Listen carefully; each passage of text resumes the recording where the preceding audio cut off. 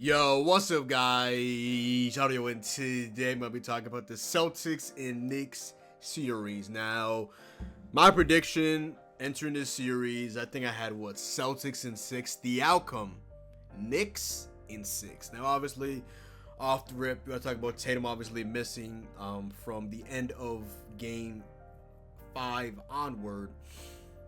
No, from the end of Game 4 onward, and then they won Game 5 and they lost Game 6 today in MSG against the New York Knicks. I'll be honest, the Celtics, they were probably, it was like about 3 some change to go. They were down by like 7 points. Like, you could say they would have won that game, but let's just say they would have had a healthy Tatum and it would have been down 3-1. You know, you got to give credit where credit is due to the New York Knicks, you know.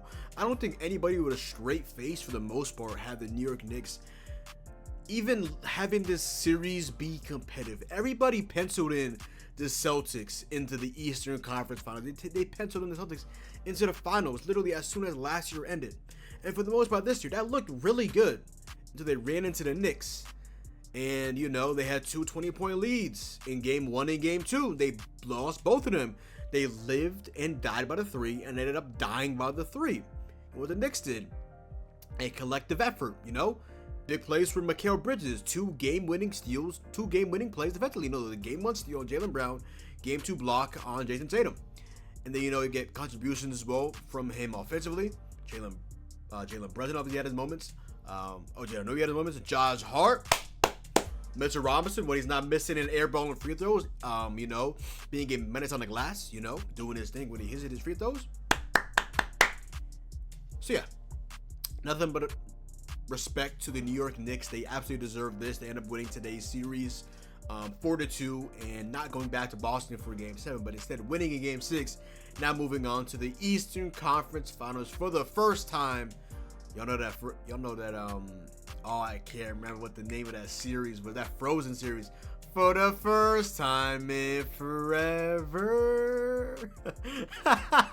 That's a hood classic. If you know, you know, man. If you know, you know. But overall, you know, Mitchell Robinson, man. Just start from the top. Please work on your free throws, Mitchell Robinson. Like my brother in Christ, please work on your free throws. But we have the official series of the WWE, matchup. Tyrese Halliburton versus Jalen Brunson. Knicks versus Pacers, ECF. We will be seated. This is a ECF that I had. These weren't anywhere near close to the teams that I had going to the ECF. But hey, they did their thing. They've been 2 of the best teams in the playoffs. They showed up and they showed out once again. Start from the top though. OG Anunoby Game 1, he had a legacy defining game. He had a good game. Jolt from Deuce McBride, who had on and off games, but when he was on, he was on. When he was off, he was off. It's the Deuce McBride experience, you know. Mikal, who was massive, man. He had that 3 in OT in that Game 1, that game-winning steal on Jaylen Brown, just ripping it from his arms in the clutch like you are a dog. Mikal Bridges. Just an overall really good game for Mikal, even though efficiency wise it wasn't really beautiful, it wasn't really pretty. He showed up when it mattered most, which is when you just have to give him credit for that. And then, you know, in Game 2, that Mikal Bridges 4th quarter masterclass, that was a legacy quarter from Mikal Bridges. Mr. 5 first-round picks. I talk about it all the time. Oh, Mr. 5 first-round picks, man. What are you doing, man? Knicks fans been firing him up all season. Like not in a good way, like firing on him, like just throwing, just making him the scapegoat, things like that. Not that he's not been worthy of slander, but hey, they're now the ECF, man, you know? It's like, y'all went through all of that. I remember he hit that, game-winning 3 maybe against the Blazers on, out in Portland. I remember watching that game late night. That was a funny game because Josh Hart had a turnover in the clutch, and then there goes Mikal for 3, bang! Now back onto this. Yeah, man, it was a really good series for Mikal Bridges and the New York Knicks for sure. You got a good jolt of energy from Josh Hart. When Josh Hart is, you know, hitting his threes, getting to the cup, not really getting too many turnovers and playing too quick. He's a really good player. Remember all of last series, I was like, yo, you might have to start Mitchell Robinson. Cat is a power forward. You don't want the backline defense of Karl-Anthony Towns, but Josh Hart stepped up. He hit his threes. I gave him his credit, and he was bleeding. And he's Josh Hart. He has New York braids, and he's related to a Yankee legend. So, valid in my book. But yeah, really good jolt of energy from Josh Hart, especially in that game too. But he also had a really phenomenal performance in that game 5 as well. He had, 4 threes? Yeah. No, he had 5 threes. Like, that was absurd. Mitchell Robinson, he was just killing the glass. He just really couldn't hit the free throw. But in the end, I mean, I saw him at a couple back-to-back free throws. I see you, Mitchell Robinson. I see you. Another thing I realized as well, really looking into Cat this series, is Cat doesn't really get a lot of calls at the rim, but he gets called for a lot of fouls. Like, I don't know if y'all just heard that. Motorcycle going insane right now at literally 12:11 a.m. Like, y'all need serious help. But yeah, I was watching a W. My fault. Late video. I was watching a W, man. I was watching some Dream Mystics. You know, I was watching some Wings and some Lynx, and I was just watching some Valkyries and Sparks. After Kelsey Plum, 37 points. Plum dog, you are a fucking dog. Back to the regularly scheduled programming though. Yeah, a thing I've seen, like, Cat would just not get called for a call and then instantly pick up a call. It's like, Jesus Christ.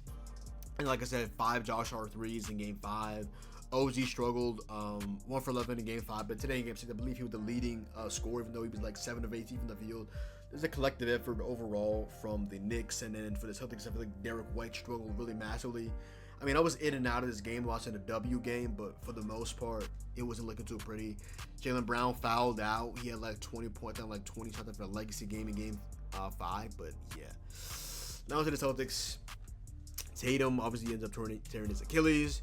He also had 23 points on 23 shots in game 1 as they lived and died about a 3, and they ended up in game 1 having the most missed threes in NBA playoff history. They blew 2 20-point leads in game 1 and game 2, but in game 3, in the first half, they were 12 of 19 from 3. They won that game. They prevailed. They did not go down 3-0 in MSG. They showed out. They showed up and showed out. Tatum and Brown in the first half were really good in game 3. Game 3 pitcher was amazing. So was Derek White. So was Derek White as well in that game 5. He just was chef's kiss. He was phenomenal. Got a good jolt as well from Payton Pritchard in that game 5 as well.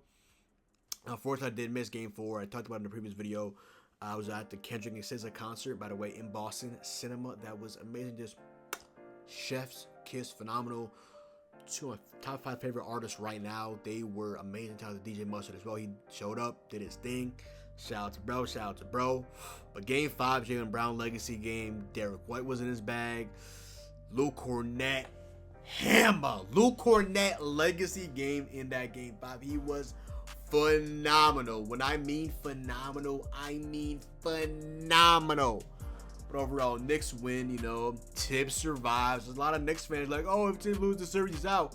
If he wins this round in the finals, whatever, he's set. Like, they hate Tibbs, and I'm talking about people on Twitter as well today talking about how Tibbs leaving his starters in the game. Well, the game was literally cooked. The game was over. It was like the 4th quarter. Like, Tibbs, brother, you learning from Derrick Rose? Don't be a terrorist now, Tibbs. Come on now, big bro. Knicks to the ECF, Pacers to the ECF. Who would have thought? Jalen Brunson and Hallie, 2 of the best guards in the Eastern Conference. Maybe the 2 best. I mean, Katie Cunningham, Dame Lillard, Tyrese Maxey, Sneak Taylor Hero.